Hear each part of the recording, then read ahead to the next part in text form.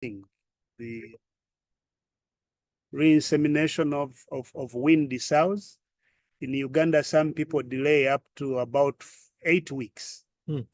And you know, I think it is also an issue with nutrition, because after weaning, the sow looks bony.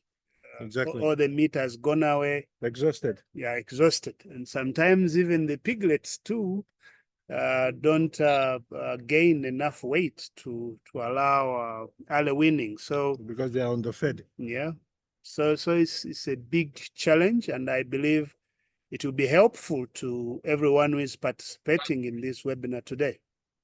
So a word of advice: if you have friends, if you have co-workers who you think will benefit from this webinar of today, you still have 1 minute to ring them up, call them up, or send them messages to join this webinar. So in a few seconds, I will hand the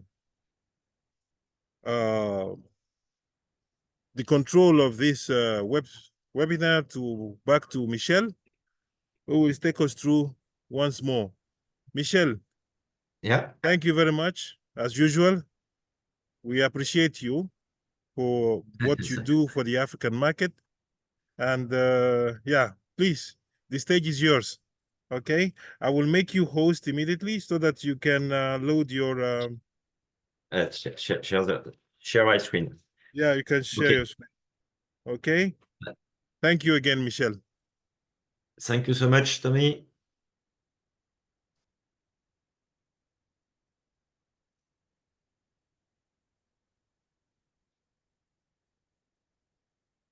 So, c'est OK, Margot? Oui.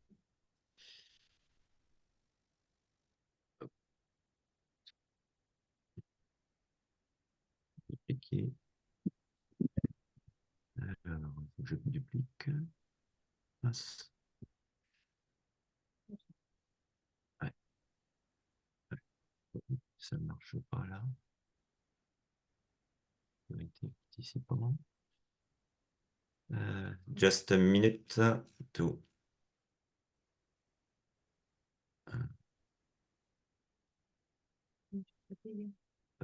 ici, je sais. Ah, I want to have this the good ah. Non, je ne sais pas. Participants, chat.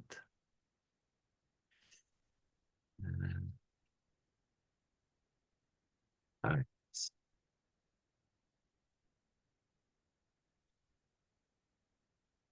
Yeah, Michelle is good. It's perfect now. Okay. Just please, whoever, as we come in, please mute yourself. Thank you. Please, Michelle, over to you. Okay. Now it works. So thank you, Tommy, and welcome to everybody.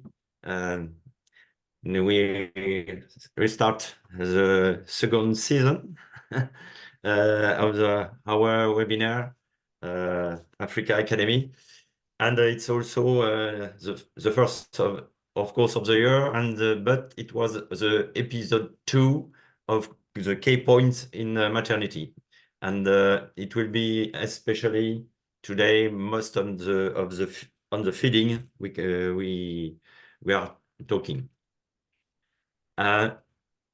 First, as usual, I have some a joke in first slide, and here it's written in French, but it's an advertisement in a health magazine in France, and the title is 15 advices to lose some belly.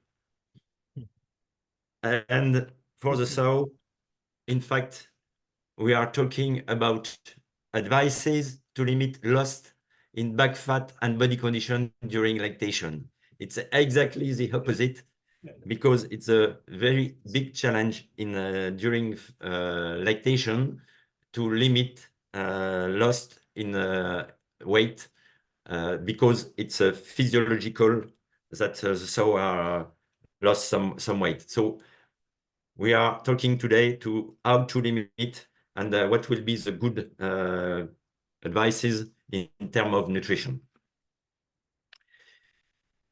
So just some feedback about the objective during farrowing and lactation. Of course, we have to have a good water and feed consumption, good lactation onset. It's a very, very important point to the onset of lactation. It will be, of course, the start and it was very important for the rest of the lactation. If we have a bad lactation onset, of course, there are some complications, and we have lower weaning weight at so it will be very important. Of course, we want to have a good milk production, and the milk production is we can have an idea if we have a good milk production by the weaning weight.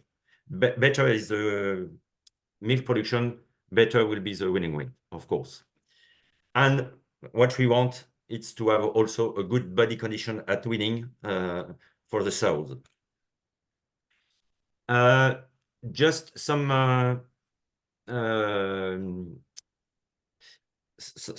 indications or some information about what happened in the last few years.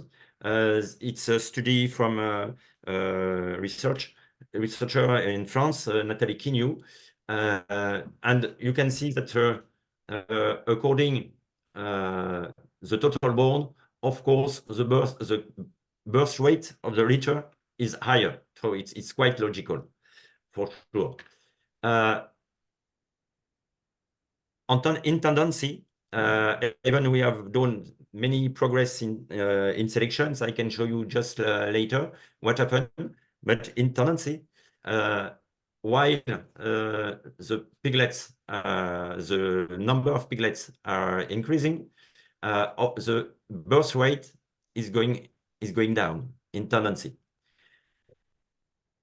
But in the same times, the weaning weight, according to the number of piglets weaning, the weaning weight per liter is going up.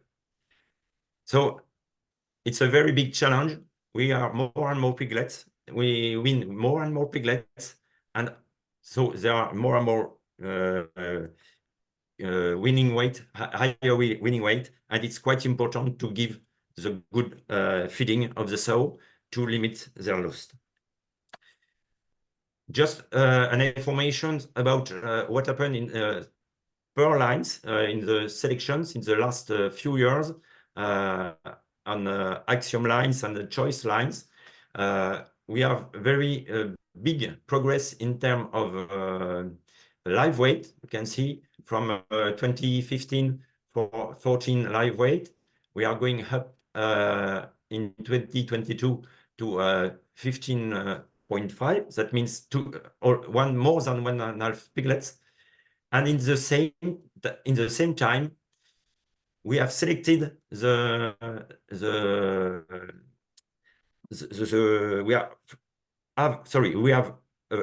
we have a focus on the winning, not winning, but live weight, and in the same time, the live weight is stable. So that means we have very good now live weight, even we increase the number of piglets. So increase of quality and stabilizations of both weight and improvement. What is also quite important, we have an improvement in homogeneity. So it's a very, very good information about the progress we have and we had in the selections on the pure lines. And of course, then after on the F1. Other information from also Nathalie Quignou, this researcher for HEFIP in France. You have here on the bottom the back fat of the animals, of the sow. That means from 14 to more than 24. And according this back fat, you have different informations. The first on the height on the left, it's a weight loss during lactation. You can see that for the sow which are thin, less than 14, they lost a minimum of weight, less than 10 kilos. And for the sow which are quite fat, they lost quite more, around 35 kilos. If we are looking at the back fat lost during lactation, of course, the sow which are thin and less millimeters, around 2 millimeters, and the fat very high lost at 8 millimeter. And you can see that for the sow which are in the middle from 15 to 20, the sow are lost around 4 millimeter of back fat. If we look at the feed consumption, we can see that the higher feed consumption, of course, it's for the sow which are around 14, but we have a very good feed consumption per day in average, around 8 kilo for the sow from 15 to 20 millimeter of back fat. And the weight of piglets at weaning, the weaning weight, will be higher for the sow which are around 18 to 20.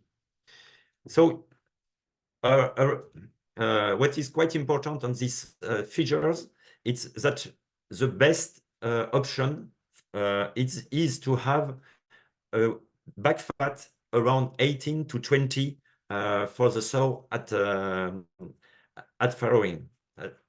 So it's it's a very important target. Other information, it's how the weight is moving according to the parity.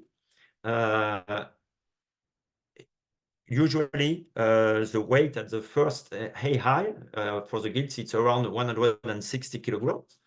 And the weight just before farrowing, it's around 210 kilograms. Then the weight at weaning, it's around 180, and etc. That means that the sow lost from 20 to 40 kilos per liter, according to her parity and the number of piglets weaned. So that means that also for parity 2 and parity 3 and plus, we have to replenish reserves. It's quite important for the sow and for the next lactation. This chart is also the same. You can see the weight at parity 1. It's another test in a farm in France, in different farms. We were around 230 kilo at the first liter, and then around 180 kilo at weaning, then 240 and 200 at weaning in parity 2. So the target, in fact, will be to lose a minimum of weight, as I told you just before, and we will see how we can manage this. I would like to also come back to the back fat. What means about back fat? Back fat, usually we use a Renko. It's a Renko measurement. And we have to measure the animals on the back. So that means at around 3 centimeters from the backbones and at the last ribs. So, and the target is to have 12 to 16 millimeters at mating and 16 to 20 at farrowing. If you don't have Renko, it's sometimes many farms don't have Renko, and it's not. You can have an idea it's the best is to use raincoat, but if you don't have, you can have an idea of the body score. It's another way to estimate the good body conditions of the sow. And what we want is to have a sow at breeding around 2.5 to 3, and at farrowing from 3 to 3.5 in average. And what means you have the scale here of the different estimation of body condition score 1 to 5. 1, it's a very, very thin sows, emaciated, and we have hips and backbones very, very high.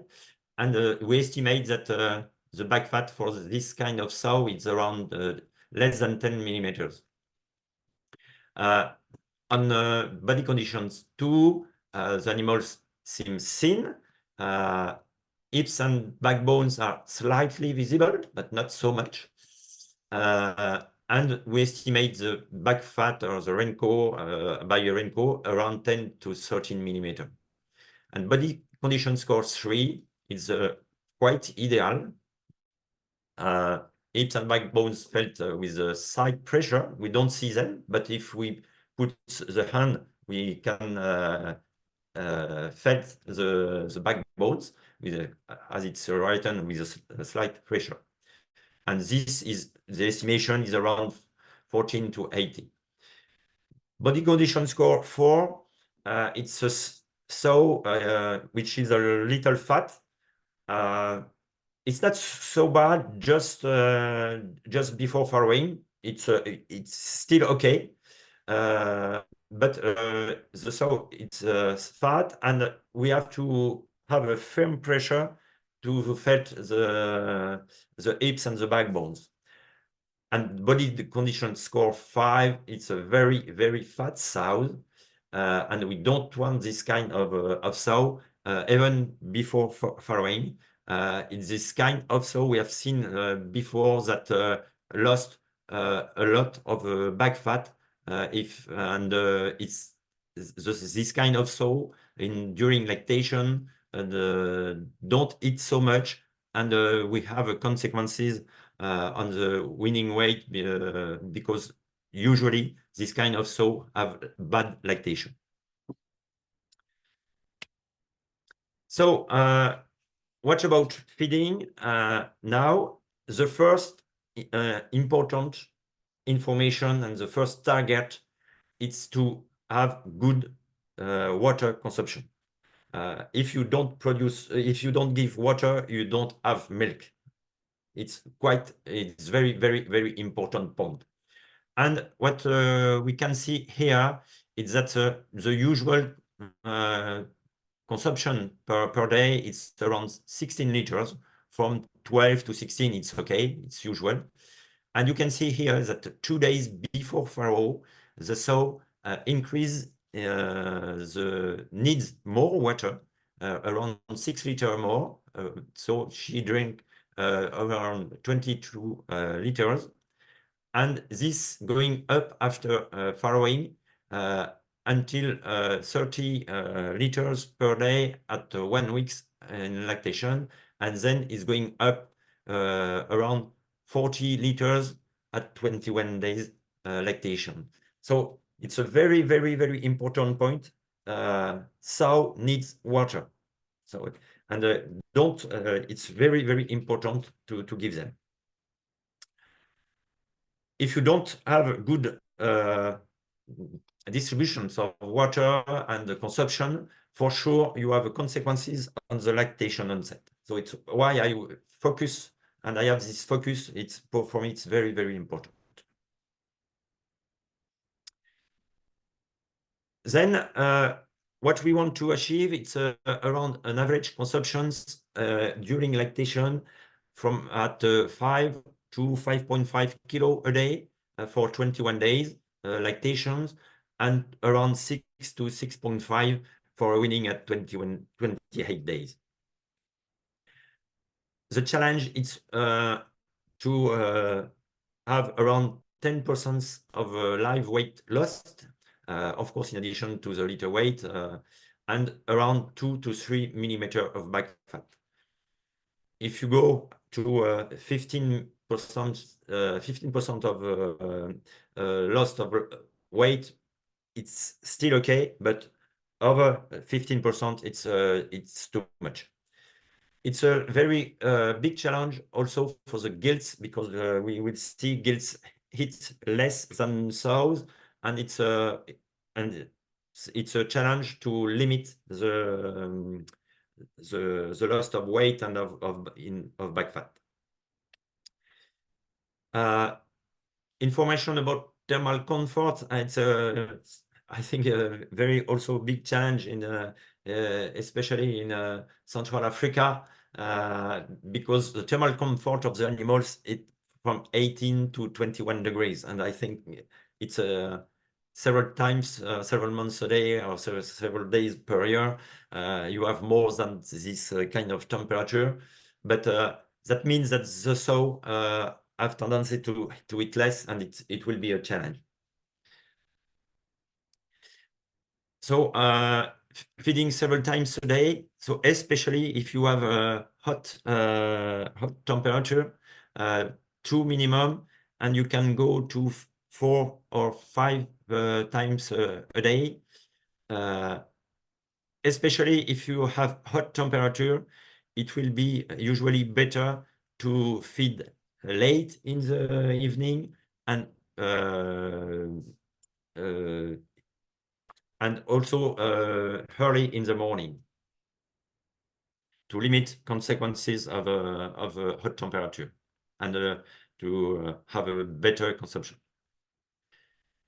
And the other way, also in hot days, it's to give wet feeding, so feed plus water.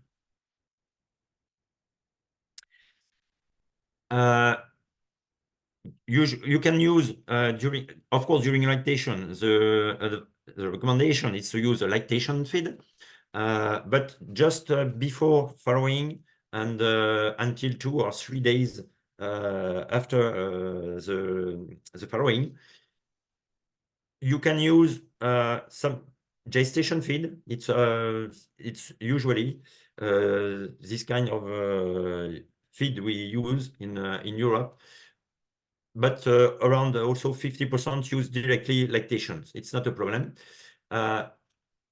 Another way, it's to, if you have the opportunity to have a pre-lactation feed, so that will be a little like a middle between gestation and lactation, and it's possible if you have the facilities to give this. What is quite important, as I told you in the previous webinar, is to give more feed, especially in gestation, from 90 days to 110 days of gestation, because it's the time when the animals need a higher level of lysine, because piglets are growing up very fast at this period of time, and it's very important to increase the amino acid bring to the animals. As a point, what is quite important is if you change feed at the entry of animals in the farrowing room, it's to have a continuity in the raw materials. I mean, if you use a gestation feed and in the gestation barn, of course, sorry, and then lactation in the farrowing barn, it's important to have the same raw materials and not so much difference in terms of percentage. I mean, if you use, for example, barley in gestation and you don't use barley in lactation feed, it can be a problem. So to have a continuity, not for obligatory the same levels, of course, but a continuity in the different raw materials. And this allow the animals to don't have major change in the microbiota, sorry, that could be affect the farrowing process and the lactation onset.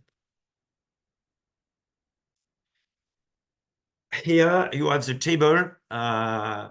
So you will see later more in details, but it's a nutritional characteristic we usually recommend in lactation feed. That means from net energy to go to the main targets or main nutrients. Net energy around 9.5, with an optimum around 10 if you have very good polyphycacy. I mean, 13 piglets and more as possible to have this level of net energy. And crude fiber around 4%. And what it is quite important is the level of digestible lysine around 0. Or 90% of the level of net energy, or 95%. This is also a very, very important point. And then all the amino acids are required according to the level of lysine. That means methionine around 30% of the level of lysine, threonine around 65%. And another point which is quite important, it's the tryptophan, because tryptophan has an affect the consumption of the feed, and you have to be around 19% or more.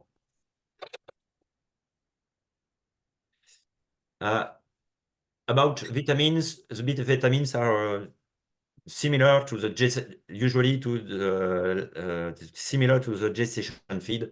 So we don't have specific recommendations in terms of vitamins and trace elements in lactation feed. It's usually the same level.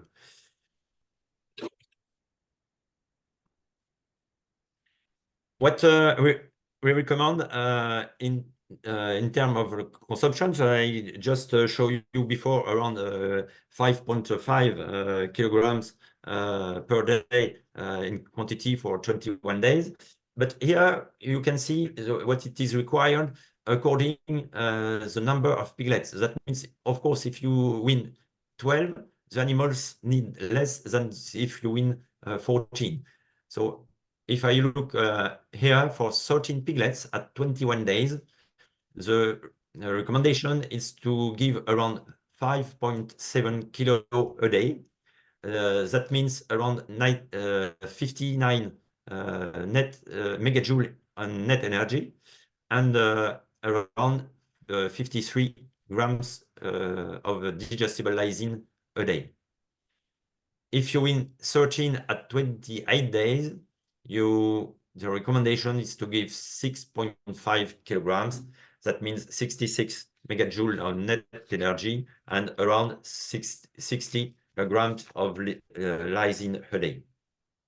So it's what you have to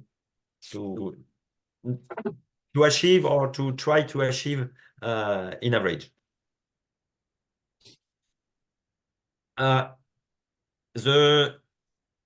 We have seen the average of consumption, but what is quite important is the curves. And here you have the feeding curves during lactation for the gilts and for the sow.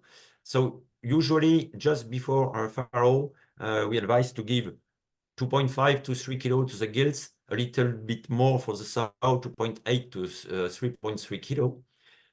The day after farrowing, give around 2.8 gilts and sow. It's the same level, but then for the gilts, an increase by 500 grams a day. So that means 2.8, 3.2 extra, and to achieve 7 or 7.5 kilo at 28 days. For the sow, we can increase a little bit more by 500 grams a day. But if the sow hits more, you can go up by 700 grams a day. It's not a problem if the sow hit correctly. and go ahead until 8.5 kilo a day at the end of lactation. So from around 20 days to the end of lactation.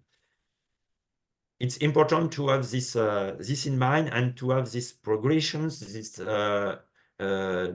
daily progression in feed intake to stimulate appetite and to give enough energy and nutrients to the animals, to the sows. What happened in hot countries and how we can move or have some adaptations in lactation, and especially in lactation feed. First, when we have hot weather, the targets it's first to limit the internal heat production. So of course we can choose different raw materials to limit this internal heat production. Increase nutrient density. So I told you just before about the level of energy by 9.5 megajoule per kilo. You can go up to 10.5 if you have the raw materials available. And so we can concentrate the feed in terms of energy. And maintain as possible the feed intake, of course, but by the way, it's classical that in hot country, the sow eat less, so it's why we concentrate a little bit more the feed. How we can do it? The first target to increase energy is usually to increase the fat content by using oil, so that the energy will be increased. It's the easier way to concentrate the feed in terms of energy. And the advantage of the oil is that he have a lower impact on heat productions. It's easier to of the animals to for the digestibility.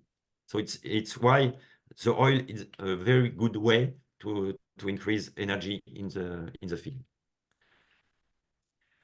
We try also to reduce fiber to concentrate the feed. It's in the same way. We reduce fiber and and the other point, it's as possible take into account that fermentable fiber reduces physical activity because the animals are full, are satiated, and so by this way you reduce physical activity and you reduce also heat productions. The other point it's to reduce crude proteins and increase protein digestibility, and the best way is to maintain amino acid levels or increase them, and also use synthetic amino acid to increase them.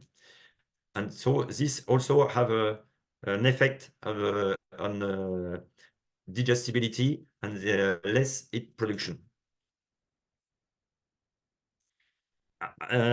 Another important point in hot countries, it's to avoid oxidative stress by adding some antioxidants like zinc, selenium, vitamin E, and vitamin C. These trace elements or vitamins have antioxidant effect, and it's a very, very good point to limit heat impact on the animals. And at the end, if it's we can improve the cell protections or the liver support by adding some betaine, choline, chloride, and so on. But it's it's in addition to the feed. So it's another way to encourage cell protection. So here, just some picture from females in the entry on farrowing. You can see that the sow, if I look at the body conditions, here, if I refer to the picture I show you at the beginning of the webinar, I can estimate that the sow it's in knot 3, and by the way, this sow back fat have 15 millimeter of back fat. This one on the right is a little bit higher fat than the other. We can see some fat here, and in comparison, I think I give this not 4, and she has 17 in back fat. So pay attention to the very thin female at the end of lactation. This kind of pains, it's is a problem. When you see this, that means that the animals are in too bad body conditions, of course at weaning, but probably also at the entry of farrowing room. And here you have some pictures, which is in Latin America. So it, of course, it's hot countries too, and you can see the animals at weaning, which are a very good body condition from 15 to 12 and 14 here. So you can see that even in hot country, we can manage the animals in the good body conditions at the end of lactation. So in the previous webinar, we talked about the farrowing progress. It's important to have a good farrowing progress. And today, the focus was on the good water consumptions and, of course, of good feed consumptions. So it's important to manage the feed, as I told you, and increase day after day the feed intake. Good lactation onset, very important point. And we see in the previous webinar some information about the piglet scares and the cross fostering. So it's also important point. And if we manage, if you have a good manage of feed, you will have a good milk productions and of course higher weaning weight. And the less target of, as I showed you just before, was to have a good body condition at weaning. So I hope it works. And remember, I'm not sure it's work. Sorry, I would like to finish my webinar by some music, but I'm not sure it works.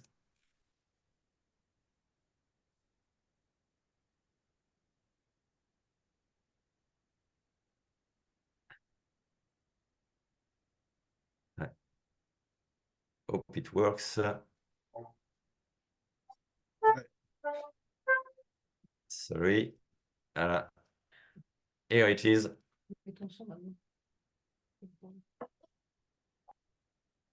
Probably, Michel, it opened in the browser. Yeah, it not works. Sorry. It doesn't Never work. mind. Okay. Yeah, it's yeah. Okay. It's I think it's Michel. What just tell us about the link where it you know, so that we can have want to be alive. Yeah, but remember that yes, the piglets are born to be alive. Remember this. Yeah.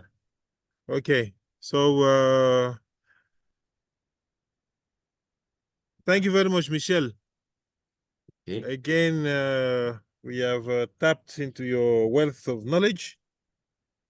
Right now, I think we were discussing with Chris here while Michelle was presenting. Michelle presented a slide with the consumption of water, and especially in hot climates. Yeah. And I was asking Chris, I don't know how many of us can really boast that our pigs, our sows are really consuming those figures Michelle showed on the slides, and knowing very well that milk is 90% water. Huh? So Yeah. if your sow doesn't drink water, don't So expect her to have milk. yeah, So of course. yeah, Michelle, what do you say? Because we're asking that, we're having that discussion here. Yeah, yes, water is quite important to have a good milk production. If the sow don't have enough water, you limit milk production by the way. So and the other point is that as the sow don't have enough water, you have a less development of the udders of the teats, and it will be also a problem. Yeah. So yeah. Chris, what do you have to add? I think because, like you said, the figures shared a European, and we know that pig houses there are the temperature regulated. Yeah. Here the temperatures are a bit high, so Very high. yeah. So how do someone measure? Ascertain the amount of water that his sows Okay. or his lactating sows are taking in. Yeah. So because we're already going into the question and answer part, so whoever all your question, please, I will appreciate if you will put them on the chat. Okay, because Chris already asked the first question. How do you measure? Correct. Yeah. The amount of water that your sow is drinking. Michelle. Yeah. So if you have a manual distribution, it's easier to measure the quantity you give in the trough. It's the first way. If you have pipelines and nipples, the first step for the nipples is to have a flow down around 3 to 5 liters per minute. It's a very important step. If you have less or around 1 liter, it could be a problem because the sow don't drink enough. So have this in mind, around 3 to 5 liters per minute in terms of flow down. And the other way, what I recommend when I'm not sure about the quantity of water the sow drink, I measure by a counter. It's not the right word, I forgot it. By a monitor directly on the pipeline to have an idea of the quantity of the water per day for all the sow in the room. You understand what I mean? Yeah. Something like an hydrometer, huh? So that you can measure overall consumption of the animal in your farrowing house, correct? Yes, exactly. Yeah. Exactly. So I think that is a very good idea for commercial farms where you have separate water input with pipes into the farrowing section, so you can easily install a hydrometer. Then you can measure the average consumption of water, correct? Right. Yeah, exactly. What I recommend is to note and to write and to check the monitor every day at the same time, so you have exactly the consumption of the day. Don't look at the monitor, for example, at 9 in the morning and at 6 in the evening. Correct. Yeah. But there is a situation where such instruments are hard to access in Africa. Is there any simplistic way that? No, it's not difficult. You have it here, huh? You have it all over. I've seen it all over. You just have to look for it. If you have a plumber, ask a plumber. They know. So and the other way that Michelle said earlier is is just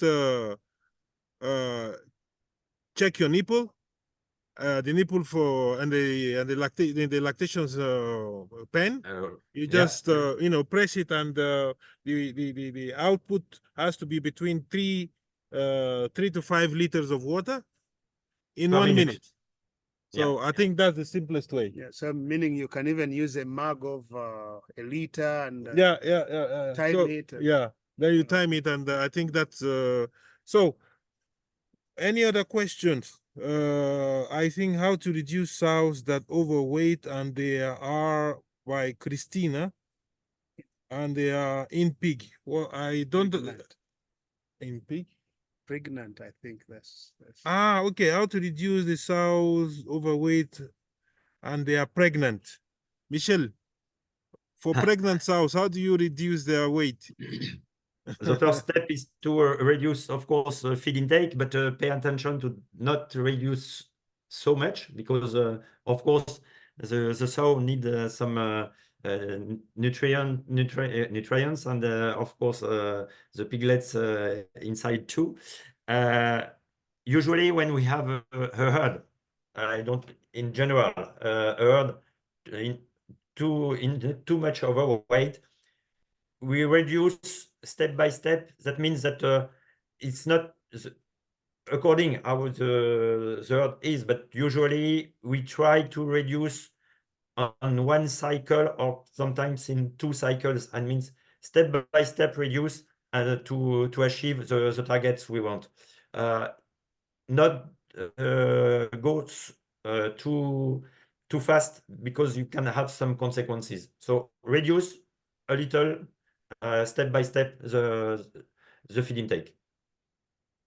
Yeah, thank you very much, Michelle. So, and I think the last question here is a commercial one. Someone is asking which concentrate company you recommend to get the required nutrients. I think this is on my side, it's difficult to reply to this from France. I think you have some feed company, and the feed company have, of course, some advisor in terms of premix, etc. And it's yes, but I can't. The most we have different premixer in France, but they are a world company like Cargill, like HDM and DSM, etc. But they are all over the world. Yeah.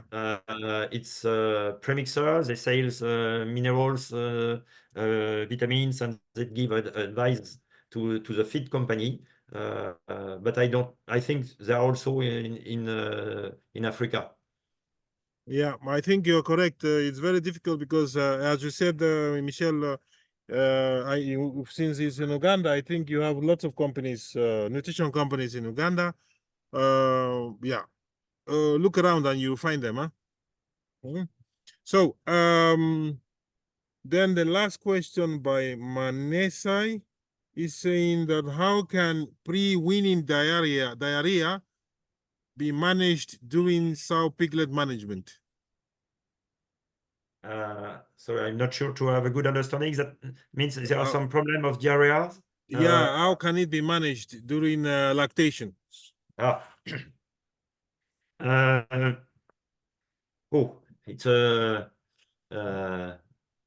It's an important point, but it's complicated to have the good reply, because it's there are many factors that have affect piglets and can give diarrheas.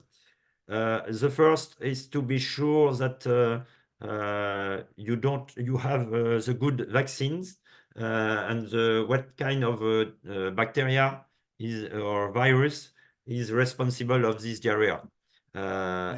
So usually we recommend to have a E. coli vaccine and to vaccine the sow 3 or 4 or from 3 to 6 weeks before or 6 to 3 weeks before farrowing. So after you have some, of course, feed and water management. The first, it's also to pay attention to the quality of water. I don't speak about. I didn't spoke about this, but it is also important to have a good water quality in terms of bacteriology. That means that it could be also a problem. And as I told you also during this webinar, pay attention to the quality of the feed and also the quantity. If you give too much feed, especially just before and just after farrowing, you can have some too much milk production, by the way. The sow are too much energy available, and you can have some congestion, some pain in the udder. And also this can give some diarrheas because piglets, by the way, don't have enough milk. So that depends. You have several factors that can affect and are responsible of the diarrheas. Yeah, thank you, Michel. The next question by Samuel, who just joined the meeting and is looking for lactation and gestation formula. We don't share gestation and lactation formula. What we do is we send you, Michelle shared on the slides some recommendations. Yes, so you have to meet your feed company and show them the formulation, the recommendations, and they will make the feed for you. Correct, Michel? No, exactly. It's exactly the. We just only give some nutrients recommendations, and of course you have to talk to the feed company if they can achieve this recommendation. Exactly. By the way, if you have some problems in raw materials, that it's possible in your countries, if you have less energy in your lactation feed, you have to give higher level of feed. What is quite important in the table I show you is the level of energy and lysine the animals need. Exactly. So if you have a lactation feed at 9 megajoule of net energy, despite 10, you have to give 10% more. Yeah, correct. So from John to Musime, does giving more feed in the evening, night increase the feed intakes by SOWS? Generally, Michel, the feed intake is better when the weather is cool in general. Exactly. Michel. It's exactly right. You're right, Tommy. What we recommend is to give feed early in the morning and late in the evening, especially in hot period, so that the animals will be more motivated to going up and to eat. Yeah. So another question from Lausin, please, is it good to feed sow during farrowing? I don't understand your question. During farrowing, no sow will eat. So no. I don't understand the question. Maybe during. No, I think I understand, Tommy. By the way, usually we recommend or we advise to if the sow starts is farrow, when you enter in the farrowing room to give feed to the animals, this sow is going up and seems or give you impressions that she want to eat. don't hesitate to give a small level of feed. That means I have put on my table around 1.5 to 2 kilogram. Even it is during farrowing, it's not a problem. If the sow going up and want to eat, it's better to give some feed to this sow which going up than give nothing, because you can if she want to eat and she don't have, of course the animals will be on stress. You don't understand that you can block, you can stop the process of the farrowing. So Samsung SM, yeah, is asking what's the recommended time to shift from gestation feed to lactation feed? Usually we recommend to when you give gestation at the entry of farrowing room, we recommend to switch progressively from 3 or 4 days after farrow to and during 3 or 4 days, and you switch progressively from gestation to lactation. Okay, You switch progressively. progressively. Yeah. Okay, Michelle, thank you very, very much for yet another day. You may wish to tell us what you have in stock for us for the next in the next webinar, so that we start getting prepared. Yeah, as I told you, Tommy, unfortunately, I can I'm not available in the beginning of March, so I suggest you to have this webinar. I think it was on the 26th of March, I think. Yeah, and the different topics we will see, but we talk the previous webinar about the feeding gilts, but not about gestation sows, and we can come back on this on the next topic, and as we have talked today about feeding lactation. Lactation sow. Okay, all right. Then we will be eagerly waiting for that. So meanwhile, I would like to thank you very, very much for your time again, Michelle, and thank everybody that came up also. Chris? Yeah, thanks to everyone who has participated in this webinar. I think it has been very helpful to you, and it's a plus to the effort towards profitability. So thank you. I wish you the best. And I will not relent. I will not also, but thank Margot for her help also. Yeah, she's somewhere here around us, and Yeah. we feel her. And thank you very much, Margot, for your efforts also. Huh? Thank you so much. Yes. Thank you. So, thank you, everyone, and have a good day, and see you soon. Yeah. Thank Thank you so you. much. Bye-bye. Bye-bye. Bye-bye, everybody. Bye.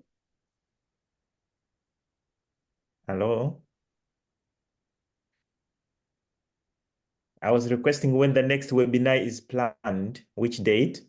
You will be informed. We shall be informed. Just keep on around the social media, okay? You will see it. Yeah. Okay. Thank you. So there are no fixed dates, like. Yeah. You will be informed. Okay. Thank you so much for the organization. It was very helpful. Yeah. Thank you.